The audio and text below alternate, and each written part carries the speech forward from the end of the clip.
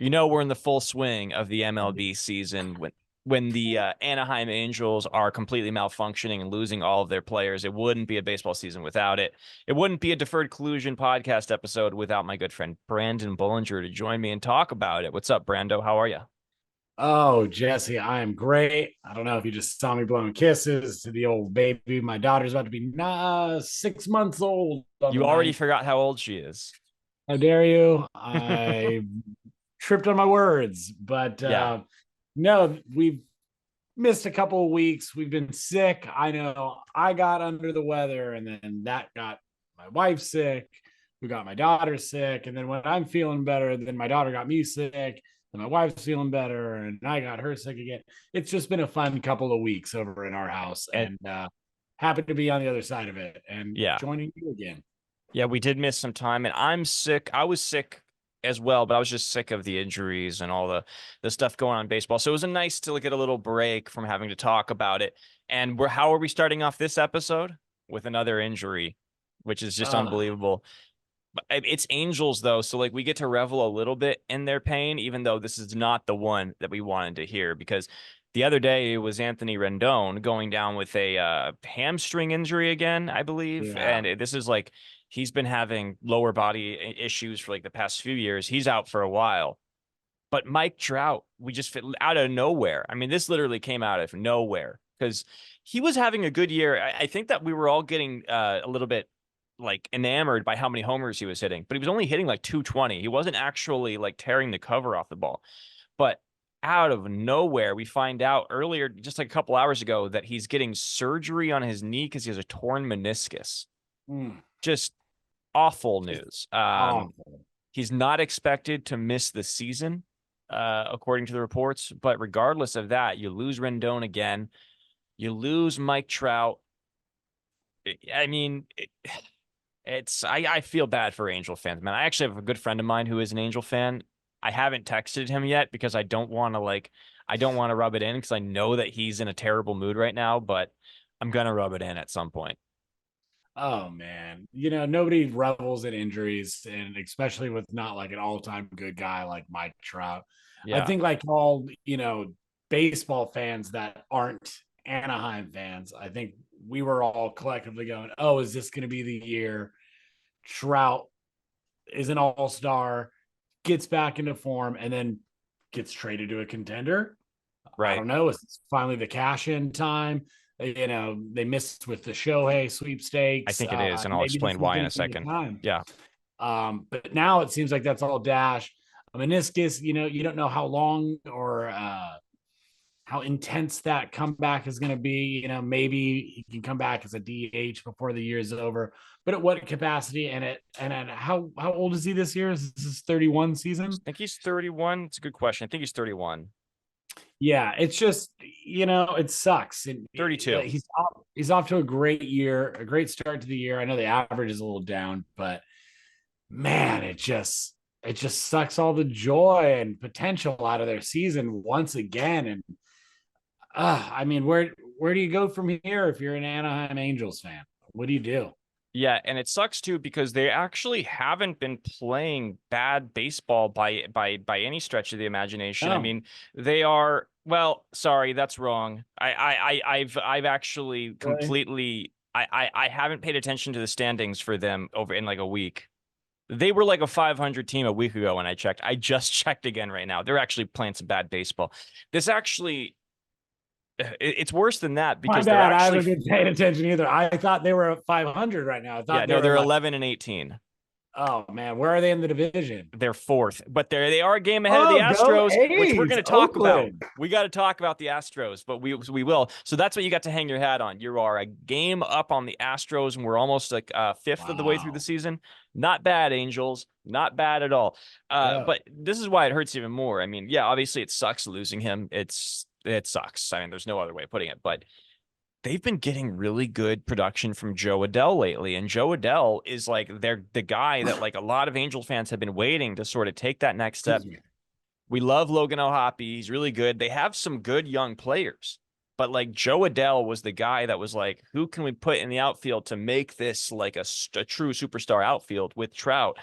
And Joe Adell's been performing. Listen to it. Joe Adell is hitting 321, 4 homers, 11 RBIs, and almost a 1 dot OPS and 996 OPS.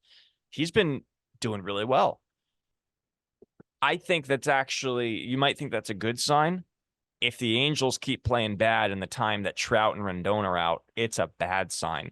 And I think that if Adell keeps playing well, but the Angels keep losing, they're going to move Mike Trout at the deadline. They'd be stupid not to do it, and Trout would be stupid not to accept it at this point. I know that it really depends on what his recovery timeline is like. I don't know. It could be, it's like, if this is going to be something that's extended beyond 2 months, then that's a whole other thing. Meniscus tears vary from case to case, so we don't really know. But I mean, if I'm putting on my, if I'm getting in the DeLorean 2 months from now and seeing what the landscape is like, if Joe Adell is still playing well, I think they're going to be trading Mike Trout.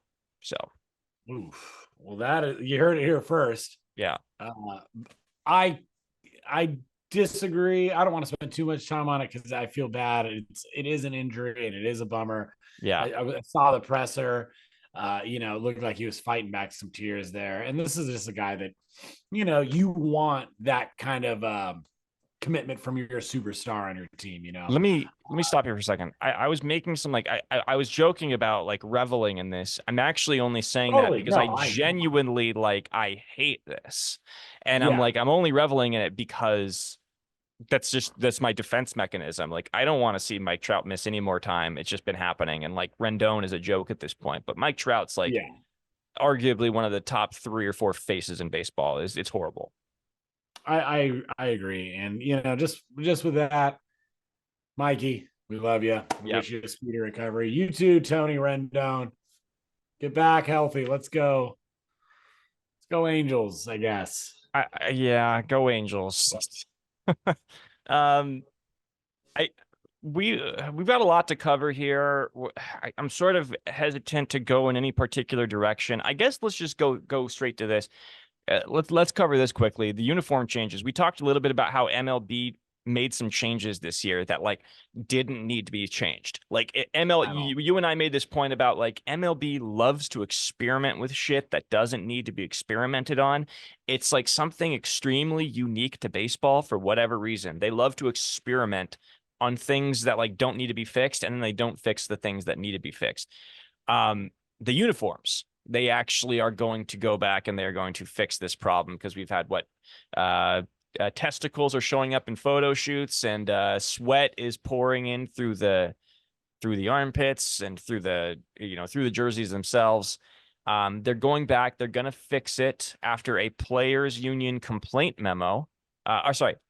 So per a memo, MLB is going to address after the players' complaints. So that this will be fixed. So I'm just curious, wait, sorry, hold on. This is what they're going to do. They are going to make the letters bigger.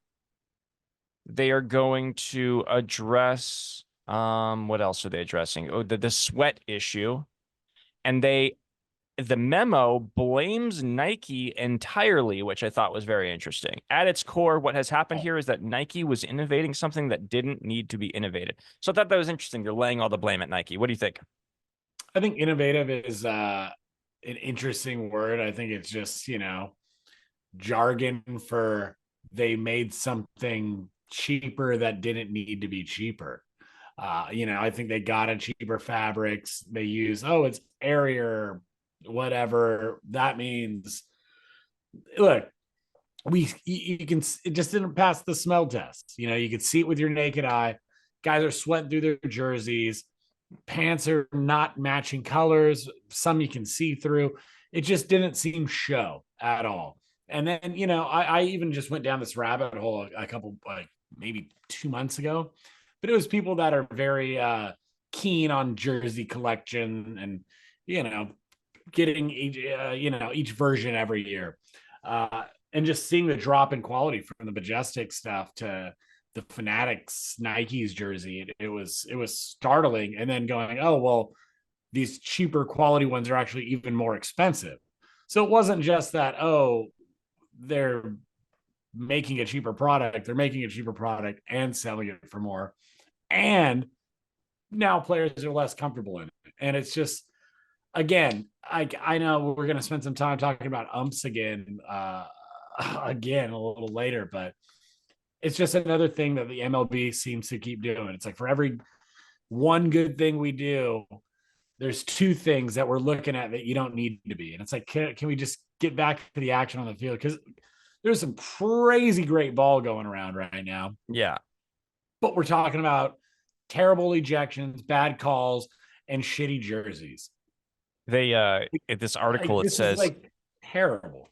yeah, in the article it says they will return to the higher quality zipper used in 2023. So they were using a lower quality zipper. It's how do you even make that decision to change the zipper quality? It's just bizarre. It's so bizarre. I don't know. I know it's interesting though that these you mentioned Nike and the lower quality fabrics and things like that. You imagine that a lot of these were manufactured in China. So it's interesting that that you would have an issue with sweat when coming through the jersey when these jerseys were primarily made in sweatshops. You would think that they would have a handle on this by now. Anyways, so sorry, I just had to get that one out there. Man, bad joke. Dude, this guy. Yeah, defer. I'm going to defer that dude. one. Stand-up comedy. Okay, here, actually, Brandon, I have a beer in my freezer that I've been cooling down for this very moment. I'm grabbing it really quick. You know what? I'm going to refill too. Okay. Whoa, let it be known. Cheers. I got some San Miguel Light. What do you got? Whoa, master up, dude. One of my favorite beers of all time from the great country of the Philippines. Oh, is it? I didn't even notice that. Yeah, this came in like amazing. One of those like not beers of the world, but like a sampler kit, like with a bunch of different beer in it. Dude, enjoy that thing's like I think like 6 or something percent. It's got a little kick to it. Yeah, it is. I'm just looking for where the it's actually only 5%. Oh, whatever. I'm drinking a Coors Light that's like 3%. Brewed and packaged, San Miguel Brewery, Philippines. You are correct. Yeah, awesome. Cheers. Cheers, brother.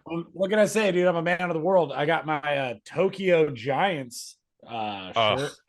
Don't do that to me. Like I'm planning a trip with Michaela right now. Michaela's my wife, to the fans at home, and she went to Japan last year, and I got real jealous. Like we got into a fight, and then like she goes out with her friend. She comes back and they're like hanging out in the living room. She's like, we haven't talked since we got into the fight, and she's like, by the way, we're going to Japan. Like her and her friend, and I'm like, I've been wanting to go to Japan and to go see a baseball game at like the Tokyo Dome and everything for so long, and I was just like, you fucking bitch, you're like only doing this. Oh, we're gonna edit this out. Yeah, no. You're only doing this because we got into a fight, but no, it was actually funny. They were like planning it for a while, but I took it that way. You know what I mean? This is all. I'm cutting this all out. It's all good, but I will say that I am wearing this Tokyo Giants shirt. We did go and see a game at the Tokyo Dome back in 2017, but we missed Ohtani. It was a bummer. I think his team just came through or something like that. Oh yeah, well he played. Was it Oryx Buffaloes? Is that who he played for? I think that. Oh no, he played the Nippon Ham Fighters. Yeah. So, what team is there in Tokyo at the Tokyo Dome? Which team is that? The Giants. Oh, the Numi. Yeah. Okay, gotcha. All right. Well, speaking of Ohtani,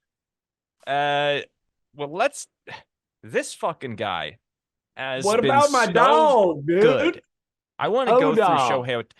Brandon, are you aware of how good Shohei Ohtani's stats have been so far this season in his first year with the Dodgers? I don't know, but I think it's something to the tune of a 1.6 WAR thus far. I think we're a 20. What is it like? A fifth of the way through the season? Let me go through the numbers for you. I actually have to pull up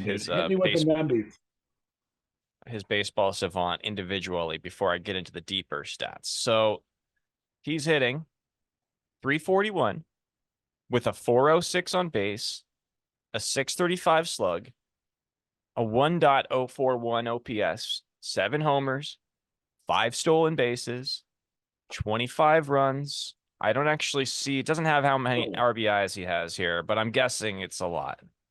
Um, he's been unbelievable. He is in the 95th percentile of baseball for batting run value. He is in the 100th percentile for xWOBA. He is in the 100th percentile for expected batting average at three. He has a 373 expected batting average. That's insane. He is in the 100th percentile of expected slugging, which is 723. He's in the 97th percentile of average exit velocity at 94.7. Barrel percentage, he's at 100 percentile at 23.3% of the time. He is barreling the ball 23.3% of the time. I mean, I could keep hard hit percentage. He's in 100 percentile at 62.1. Jesse, if I can even interject, can you find this stat for me? What's his strikeout rate right now? So he isn't. That's the one thing where his strikeout rate is good. He's in the 72nd percentile at 17.4%. He's not striking out a ton. He's walking a good amount at 10% of the time. His whiff percentage is a little high at 23% of the time. He's in the 60th percentile. So he is swinging and missing a lot. That's to be expected for a guy that swings with as much power as he does. Yeah. But it's been unbelievable. Strikeout numbers, so that's below league average. I think that's what, 22%? Yeah, and I actually have some splits for you, though, which are a little bit fascinating because after all of that, I mean, the Dodgers are still really good. What are they? What's their record here? They are in first place by 4 games. They're 19-12. They're doing just fine, right? What's interesting about this, if you look at his splits, and I have to find this. I had it last night, and I completely. So if you look at his splits, for batting with runners in scoring position, he's actually been terrible, and it's kind of perplexing as to why that is, if he's trying too hard. But his batting with runners in scoring position is awful. He's hitting 194 with a 262 on base, a 250 slugging, and a 512 OPS. He's hitting really poorly with runners into account how he got off to a little bit of a slow start to this season, no doubt. I would say if you look at the last 10 games or so, maybe even 15, I know that runners in scoring position has been a lot better. I know there was a ground out with bases loaded yesterday. That was in Arizona, right? But he did come up with another knock, an RBI knock, I believe, in that game. But anyways, it doesn't matter. I'm not criticizing him. I'm totally. We're just saying it's perplexing to me. WAR from a DH right now. Like, this is crazy. Well, how many stolen bases does he have right now? 5. I think he has 5. But pretty crazy. I mean, not Ellie De La Cruz with freaking 18 or whatever he's at right now. I know. Listen to this, though. Absolutely insane. Well, we could talk about Ellie if you want, but listen to this. With runners on second and third, with runners at third, he's okay. 1 for 3, right? 0 for 5 with runners at second and third. 0 for 16 with runners at second. That's not great. It's just wild. But it's like, how does he even have good numbers? You know what I mean? How does he have good numbers? He just knocks the shit out of the ball. He's driving guys home from first. That's what he's doing. You know what I mean? Much. Like, he's just crushing the ball. I think he's pretty good with runners at first and second. He just wasn't used to having any base runners when he was in Anaheim. All of his RBIs are coming with guys. Distracting. It's like, whoa, it's like a dog. Like, I don't know what ball to get to first. All of his RBIs are coming from when guys are on first and third, first and second, or runner on first. That's where all of his RBIs are coming from, which is super interesting. And then 5 of them from solo home runs. So just interesting. So, hey, whip of the cap. Yeah. Keep going. Okay, so he is leading the league in a stat that I love. Okay, it's I think it's indicative of like whether or not a hitter is going to be good. I had it pulled up. Give me a second here. Of percentage of the time barrels per plate appearance.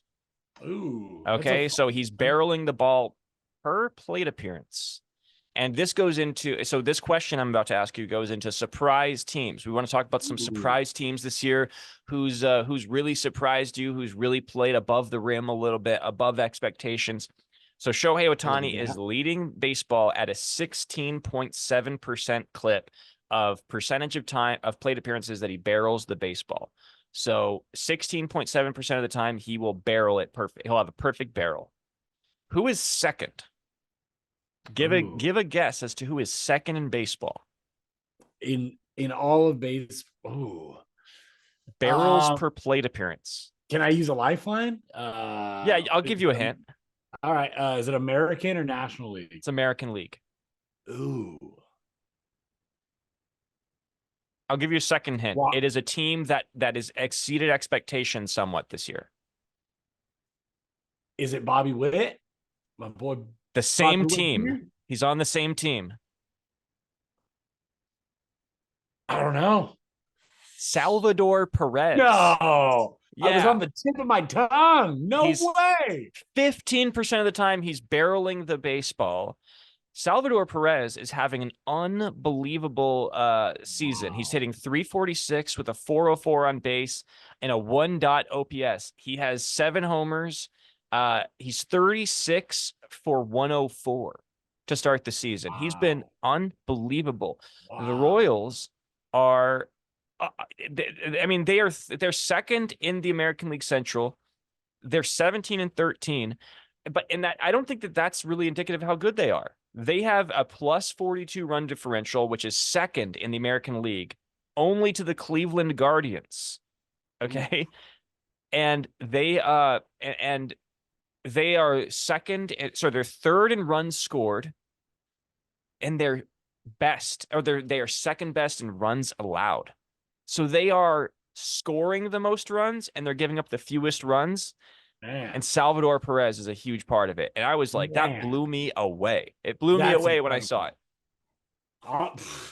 That Patrick Mahomes is rubbing off on that whole dang town. Wow. Dude. I love that take. I love the take that Patrick Mahomes' greatness is rubbing off on the Kansas City Royals. Look at it, dude. And guess why wouldn't old Sal be getting the most of it? He's been in that town the longest, He's seen it all. There's a theory. How old is he, by the way? I think he's 33. It feels like he's been around forever, right? It feels like it feels like he should be older than that. Let me look at how old he is really quick. Salvador Perez is, hold on. It's Baseball Savant shows you everything except for a person's age, which is hilarious. Oh my God. I'm going to lose my mind if I'm fucking older than him. He's 33. Jesus. He's still got a few good years left. Yeah, dude, he does. I love the idea. Like 38. I know. I thought it was 38. No, you know what it is? He came around when he was like 18 or 19. That's what it is. But he's been playing for, he's got 1, 2, 3, 4, 5, 6, 7, 8. 20. He came up in 2012. He's been here 13 seasons. This is his 13th season. I love the idea that Patrick Mahomes' greatness is rubbing off on the Royals. I love that. But there's a theory that a buddy of mine and I have about great catchers in the middle of your lineup. It's the Buster Posey theory. I'm introducing this theory for the first time on the Deferred Collusion podcast, where if you have a catcher hitting third in a lineup, or like third or fourth or second, whatever, like a middle of the order catcher who is your best hitter on your team, that you have an advantage above all other teams. That is it's a precursor for great things. It's a precursor for winning championships. Buster Posey theory, the Johnny Bench theory. I think the Adley Rutschman theory is going to be playing a role at some point. Salvador Perez got to 2 World Series as the catcher of the Royals. And the Dodgers got Will Smith, who's one of the top 3 catchers in all of baseball. So I think that theory is pretty good, right? I honestly dig that. I've always been a big fan. I grew up a Dodger fan, so I was, big Piazza guy. Absolutely love Mikey P. How do you not love just a bopping catcher? He's getting in the dirt. He's digging out balls. He's freaking blocking the plate. I don't know. There's something just like awesome, right? About an impactful offensive catcher. Well, yeah, when you have, it's the lowest by far of any position on the field. It's a defensive position. Like Austin Barnes has a job in baseball because he's a great catcher. He's a terrible hitter. He's a great catcher. You wouldn't have a job. You wouldn't be able to do that in any other position. Like maybe shortstop, you could, maybe in the old days you could do that, but like not anymore. You have to be an offensive player to play shortstop. To be a catcher, you don't have to be. So when you have that and he's hitting third in your lineup and he's like an MVP candidate, oh my God, you have an advantage that no other team had, like maybe 4 or 5 other teams have. So kudos to the Royals, man. I really like what I'm seeing from them this year. They are absolutely crushing it. Their Also, offseason we additions have forgot a been great. catcher too. I just want to get a tip of the cap to Travis d'Arnaud, Oh yeah. champion catcher with the Braves. Yeah, no, he's made his rounds from the Mets, had a cup of coffee with the Dodgers. Hey, he brings it all back around. How many at But bats did he have for the Dodgers? I think he had like 2 at bats for the Dodgers. I think he was there for one game. Yeah. Yeah, Travis d'Arnaud, Dodger at bats. How many did he have? I guess I'll just have to look at his baseball reference. Hold on. He had 1 at bat for the Dodgers. How'd it go? Did he walk? 0 for 1. He didn't strike out though. Put it in play. Put the ball in play. And that was a sign of great things to come. No, he's been awesome. Sean Murphy's been on the shelf. So, that was a big trade that the Braves made to get Sean Murphy. He's been on the shelf. So they're lucky that Travis d'Arnaud has been playing as well as he has. I'd be interested to look into that trade because I think that the A's traded Sean Murphy to the Braves, right? And I think it was a 3-team deal, if I'm not mistaken. What was that trade? I want to look into that really quick. I don't recall. Sean Murphy trade. Yeah, it was a 3-team deal, traded up. So the Brewers got William Contreras in the deal. Oh, wow. And speaking of a team William Contreras has been the best offensive catcher in baseball this year. So it's no surprise that the Brewers have been as good as they are. It's the Buster Posey theory, man. I'm fucking telling you. That theory is like rock solid. Rock solid. It is rock solid. And you know what, dude? I'm still rock solid for my Reese Hoskins with the Milwaukee Brewers. Feels like a whole different town over there. I don't know. Maybe it's because maybe it was nice to shift away from Craig Counsell. Maybe they are a little rowdier now over there. And that's no knock at Craig or, Counsell, but it's a man. There's something fun going on over there. It's like they're giving them a little brew before the games. They're getting a little pepper. It's a testament. It's a testament to a great front office and a great team culture over there. Because a lot of people, I think, wrote them off when they traded away Burnes. A lot of people were writing them off, but I think, and also when Devin Williams went down for 3 months, I think that nobody was really good. I mean, some people might have been thinking that they were going to surprise some people, but they've been really good this year. So kudos to the Brewers.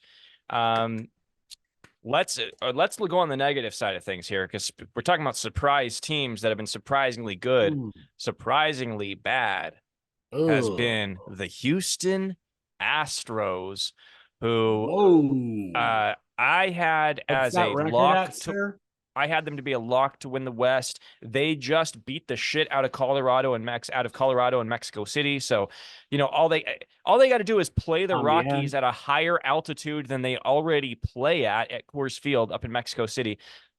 So they got right. Kyle Tucker's doing his thing. He's been awesome. He's my MVP dark horse this year. Not a dark horse. He's my MVP pick, I should say.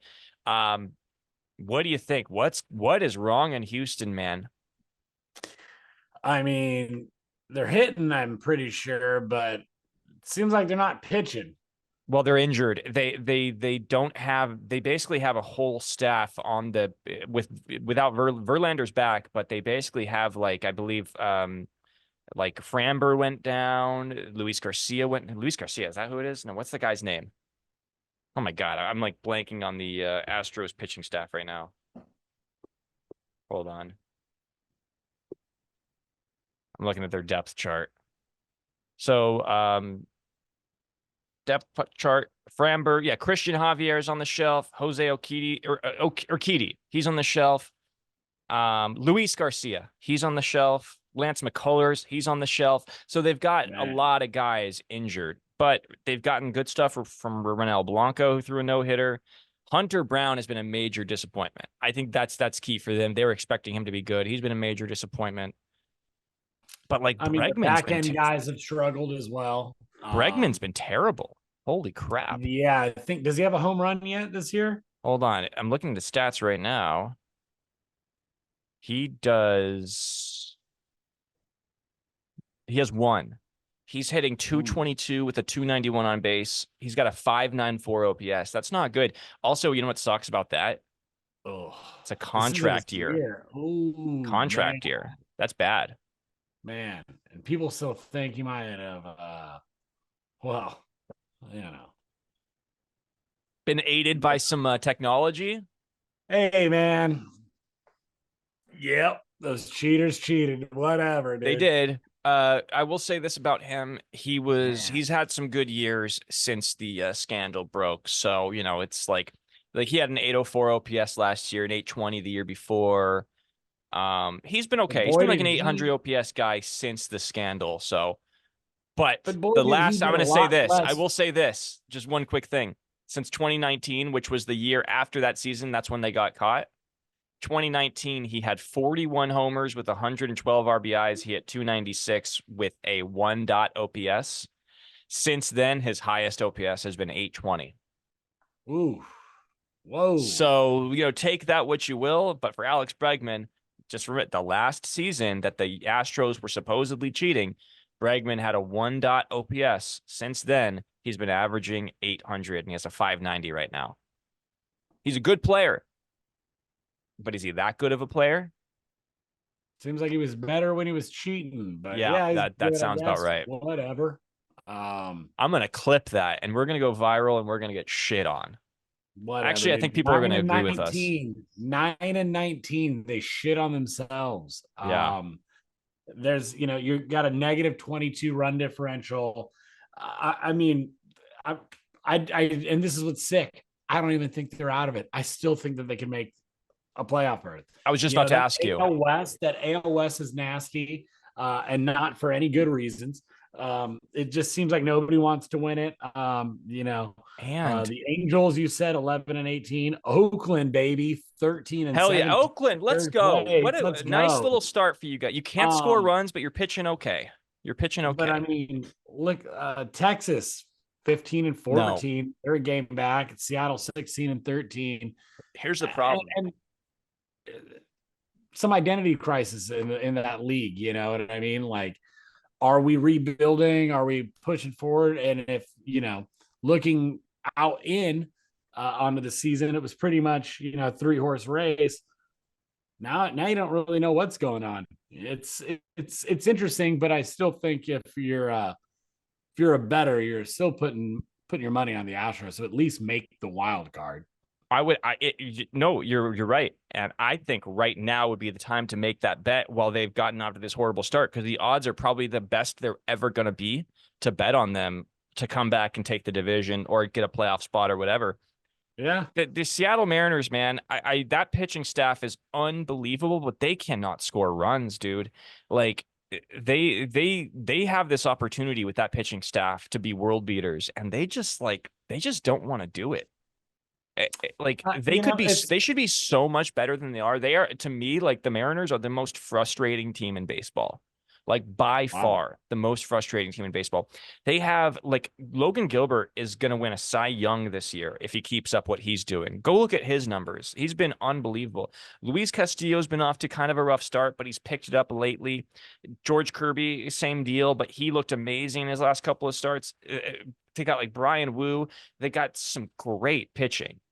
And they cannot score a fucking run if their life depended on it. And it's like, well, not all doom and gloom. They did just get a walk-off against, you know. Yeah, they were down 1-0 in the 9th inning, Brandon.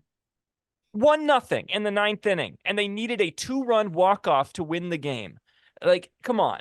I get what you're saying, but like, you gotta be like, your fucking pitching staff gave up 1 fucking run and you needed a walk-off to win it. Who were they even playing? Was it the A's? Braves. I feel like they were playing some shitty team. It was the Braves. Oh, it was the Braves. Okay, so they were playing a pretty good team. It's great. It was off of AJ Minter. It was great, Yeah, but like, Um, come on, but man. I get your point. And look, I think you're speaking about being so frustrating is that you see the talent on the field, you've seen some investment, but it seems like it's all half measures, right? There hasn't been a full push to winning culture, and it's frustrating. And I'm with you on that. But on the good side of things, you're currently in first place, and yeah, could be No, worse. this is what's frustrating. 9-19, Houston. It What's frustrating is that they probably could have traded one of their pitchers to get like a real impact bat. And instead they are working on the margins. Like they go back and they get Mitch Haniger, they get like a Mitch Garver, they get these guys that are good, but they're not like none of them are like the Yankees getting Juan Soto, right? Look how that move is paying off for the Yankees. That's the move that the Mariners need to make. And we still don't know if Julio Rodriguez is that guy. Like he should be better than the way he's playing, so they do need him to play better. But regardless of that, it's the front office, in my opinion. It's what Jerry Dipoto said, where he basically said like what they're trying to do is win 87 games a year. They're not trying to win 100. They're trying to win 87. They're trying to get it down to this like number, and that they're doing the fan base a favor by doing that. Because like they're not going to like lose one year and then win a bunch the next year. They're going to win 87 every year. And I'm thinking like, well, why don't you try to win 100 every year? You have the pitchers to do it. You've locked up the pitching staff to do it. That to me is the problem. And they have an offense that's going to win you 87 games, And it's like, okay, so what? You're just trying to be the Diamondbacks and squeeze in and get lucky in the postseason? Like, win the division. Win the division. This is your chance. The Astros are terrible right now. Winning the division doesn't mean as much anymore, just to play devil's advocate. I know. But, there is no excuse for just going like, hey, well, if we just, sneak in, that's all we can do. And that's the best course of action. It's like, well, no, you can become a destination where players want to be, which, helps thus increase your, product on the field, which helps you make more money. It all just seems like it's about saving money. And at the end of the day, they've made their projections. They've done their little freaking, in-house accounting and go, well, if we spend this much money, we're bound to make this much money. And that's how much we decided we're going to make to grow the company, I guess. I don't know. It doesn't really feel like it's about winning baseball games or championships. It's about increasing the bottom line. And it's a bummer, but it does seem like that is more so the prerogative of a lot of these teams these days than it is about, having some pride and maybe, I don't know, having a reason for your city to cheer you on. I don't know. Call me old fashioned, but a parade does sound great. I know. 2020, we didn't get a parade. Whatever. It was amazing with my mask on. I don't care, dude. It's not your own pod, dude. Kiss my ass. Let's go. Yeah, I'm looking at an article right here. I think that the TV deal might be having some issues. Because they're owned by the TV deals through Root Sports. But like easy. We all know that's just a little fucking razzle dazzle, dude. Seattle's a premier city in this country. Come on, it's bullshit. Mariners do better. Do better. I really like that Seattle team. Do better. Do better, Seattle. You already lost the Supersonics. Oof. Too soon. All right. Well, Astros, you guys got to do better too, but I wouldn't give a shit if you missed the playoffs, if I'm being perfectly honest. But I have a feeling they will. So if you want to make a long shot bet, I'm interested in what they are right now. Odds of Astros to make the playoffs. I might put some money on that. I'm interested to see what they are. MLB playoff odds on Fangraphs. The odds for the Astros are still a 47.3% at where they are. They are higher than the Rangers. That's interesting. That's very interesting. So that's disrespectful. That's disrespectful. We're gonna have to follow that. That's disrespectful as shit. I'd be pissed if I was a Rangers fan. Yeah, I'd just be pissed if I was the Rangers. Disrespectful to my man Marcus Semien, my boy Corey Siegs. But anyways, what you gonna do? All right. Well, I don't know how much more time we got here. We got a few more things that we got to cover, but let's just shit on the umpires for a second here. We got a couple of Fucking A, controversies. We dude. got the Judge oven mitt controversy, and The we've judge, got the Rays Brewers ending from yesterday. I don't know which one you want to talk about. Did you see that Rays Brewers ending, by the way? I saw the highlight and I saw that backswing and I just didn't get it. Like Yeah. how that can be the interpretation on the field. Like, oh no, this is why the ball passed. I don't know. Is the ump not there? Yeah. What are you Well, looking at? so What is how do you, I don't know. the ball Explain to me the got miss. past the ball got past the catcher before the backswing hit the catcher, so it was strike three, but it was a wild pitch and the run scored. But because the backswing hit the catcher, the umpire ruled that it was batter interference and that the runner had to go back. Not only did the runner have to go back to third and the run didn't score, but the runner, normally you'd have to throw the run out at first because there was an open base on the wild pitch, Yeah, but they didn't have to do that either. wrong him up. So they got fucked on both situations, and it's non-reviewable, I think, is what my issue is. Because, like, okay, the umpire made the wrong call. He didn't notice that the guy actually never had control of the ball before he was hit. But it just feels like that's one of those things that should be like reviewable and like, I don't know. I don't know what you do is the problem. Like, you just give them the run. I don't know. I don't know what you do. That was just a weird one to me. The I judge, think it goes back to what we were talking about earlier. It's just we're focused on the wrong thing about baseball, and it yeah, sucks that there is still so much like just clear error on the part of the umps. I don't know. It just we got to do better, and I don't know what the solution is, but it's been annoying.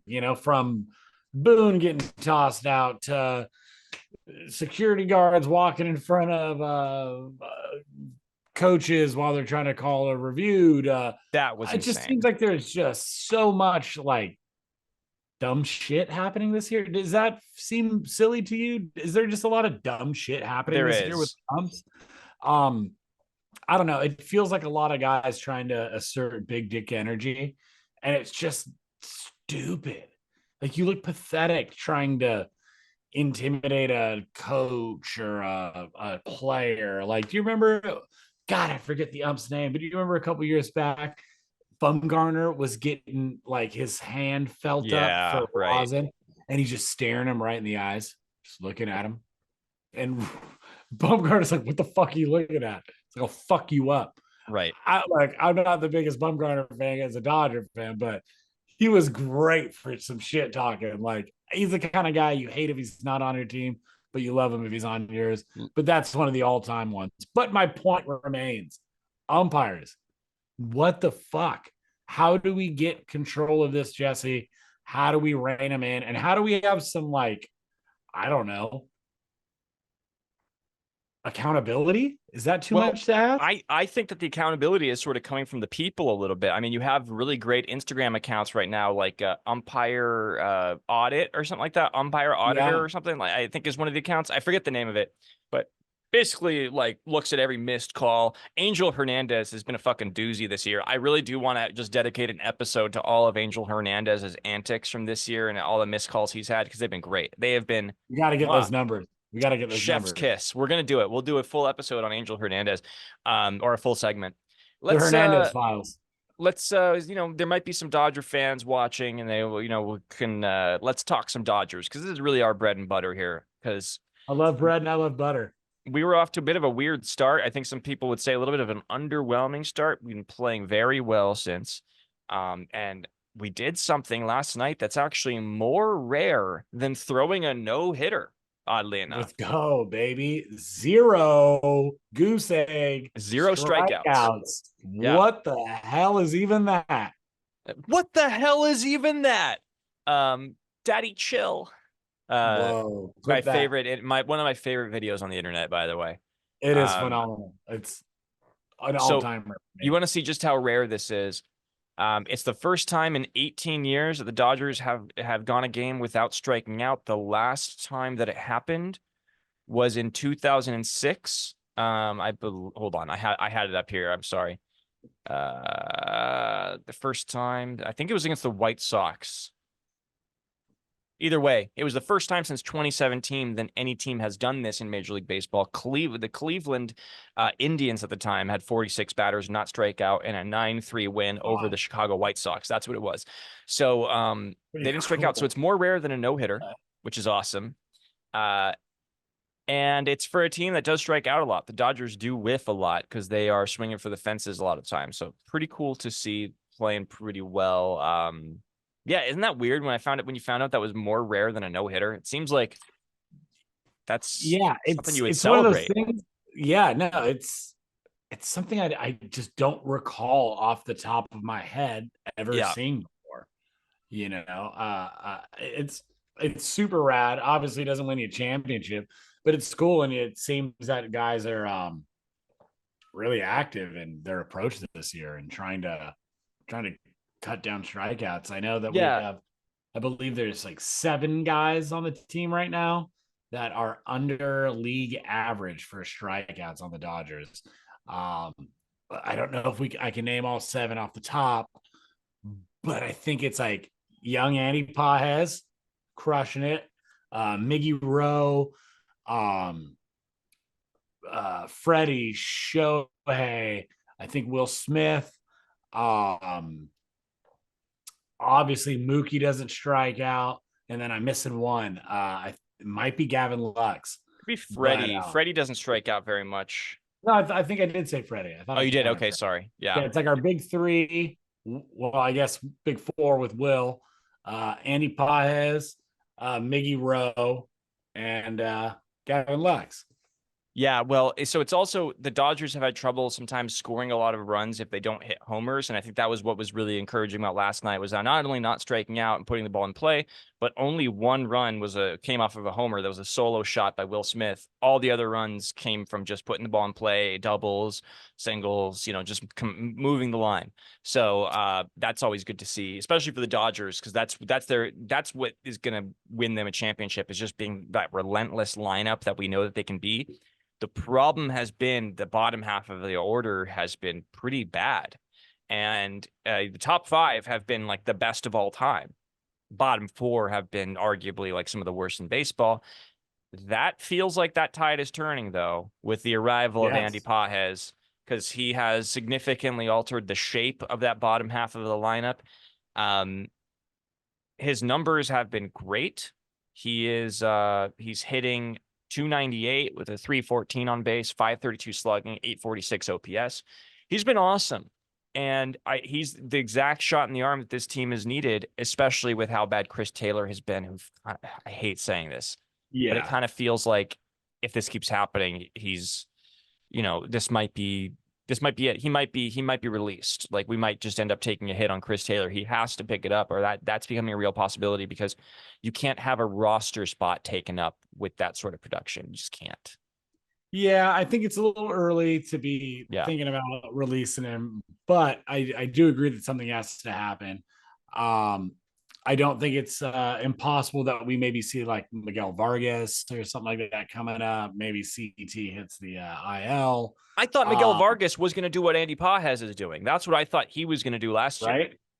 And then even James Outman, I know, really slow start of the season, but to Pages' credit, he's coming up and he's having really good at bats. Even just like deep counts, he seems great to at bats himself in every AB, and it's somebody that looks like he's been here a little longer than he has. So that's super encouraging. So far from what I've seen, it really like passes the eye test. What does that look like over the course of a season? I don't know, but I really am concerned about Outman, CT3, and our boy Gavin Lux. We could talk about the negative, but to talk about Pages a little bit more, because I am gushing over him a little bit. What's funny about him is it does feel like he works counts really well, right? He gets himself in a great hitter's counts. He attacks the zone very well, which is important for a young hitter, just attacking the strike zone. I got a comp for you right now. But I got a comp for you on Andy Pages right now. Hold it. The most interesting stat about him, though, he's working those deep counts. He doesn't have a single walk this year. 0 walks.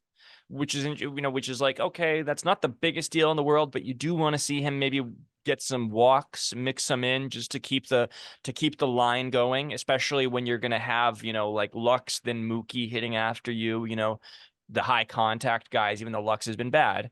Have high contact guys coming up behind you. You want to move the line a little bit more. So you do want to mix in some walks. But what's your comp? Definitely something to watch. But Dodger fans, let me know what you think. But he reminds me a little bit of Andre Ethier.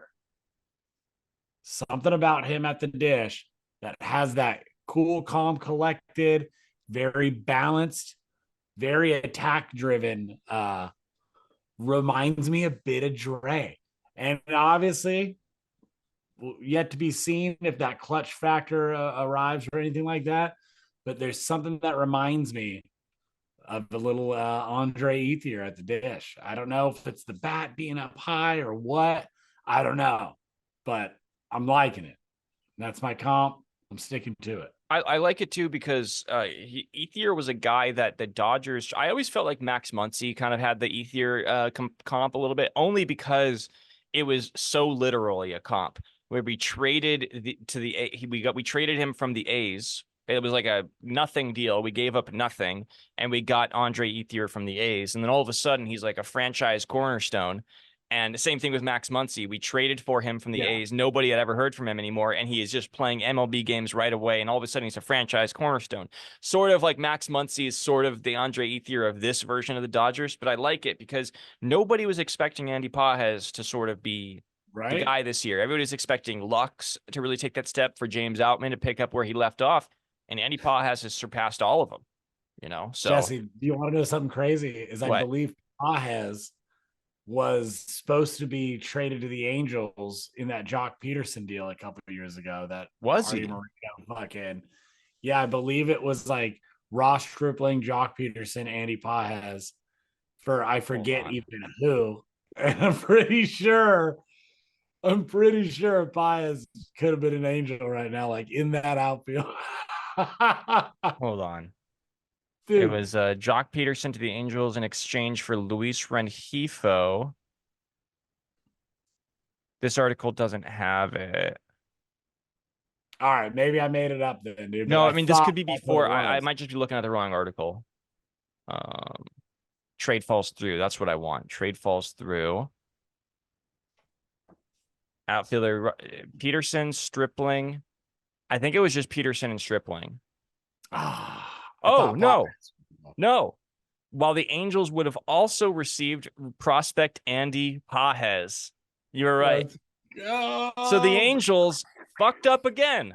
Look at that. They could have Andy Pages and Jock Peterson right now. What is you doing, Angels? What are you doing? Come on. Dude, think of that lineup, dude. A couple years ago, they would have had Shohei. They would have had Mike Trout, Jock. They would have had Andy Pages, whoever else was on the Angels at the time. That was also big cock Jock energy at that time too. That was like Jock at the peak of his powers when he was like playoff Jocktober. You know what I mean? That was when he was like, it was big cock Jock time. They fucked up big time. Well, we can end it there. Shitting on the Angels, we can end it there. Is there anything else you got? I'm spent. I mean, I got all my takes out of the way. I'm happy we did this. I feel like this one went well. I talked a lot. I apologize. I talked a lot. Yeah, you had a lot you needed to get off your plate, and I appreciate it. It was fun. It was fun to pick up what you were putting down there. We haven't talked in 2 weeks, man. I know, dude. I missed you. I freaking. I'm sorry. I've been under the weather. It's okay.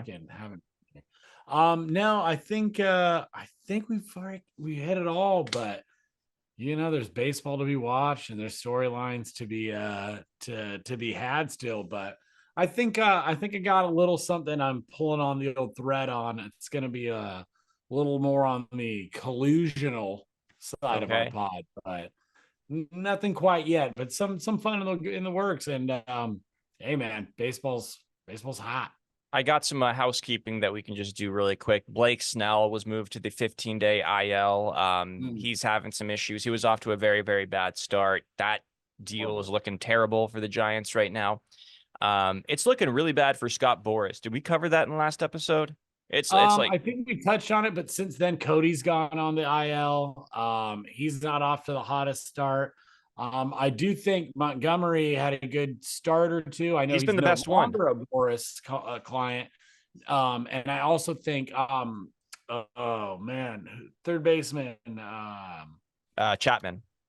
Matt Chapman. I think he's got off to a slower start, but has settled in a little bit, I believe.